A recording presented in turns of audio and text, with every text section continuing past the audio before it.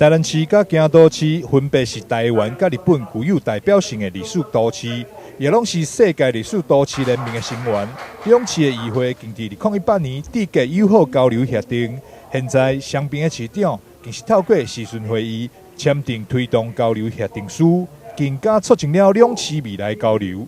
今天是台湾跟日本都具有特别历史意义的一天，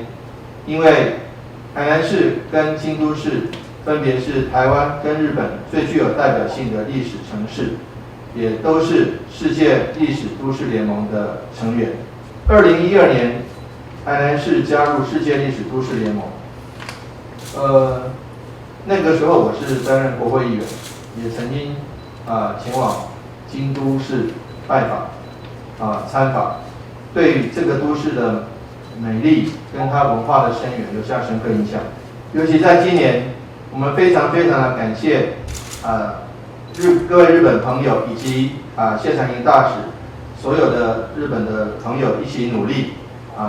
台湾获得日本政府赠送224万剂的 COVID-19 的疫苗，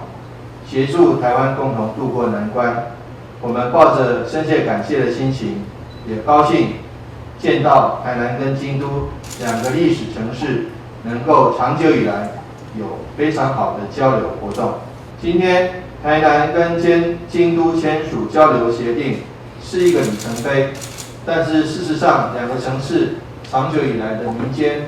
交流互动是绵延不绝，而且也将一直持续下去。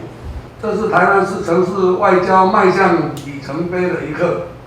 台南市议会与京都市议会渊源很深厚，在2018年就由当时的赖美惠议长率团前往京都，与京都市议会四田一博议长共同签订友好交流协定。台南市议会成为全世界第一个与京都市议会签订友好交流协定的议会，双古都议会结盟意义非凡。今天看到台南市和京都市的结盟，代表着两市的关系更加的密切。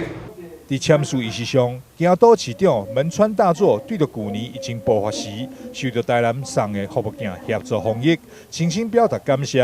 门川市长嘛，希望透过交流协定的签署，促进双方市民的交流，让两市更加繁荣发展。日本の皆さん、正面のカメラに向けてください。はい、こちらです。スタートです。签署即天助理大使谢中庭，日本台湾交流协会高雄事务所加藤英次，京都市议会议长田中明秀，副议长吉田孝雄，议员四田一博，以及台南市台里文化友好基金会董事长李退之，台南市观光旅局局长郭珍惠，也拢到场观礼，共同见证这历史的一刻。台南新闻张硕维采访报道。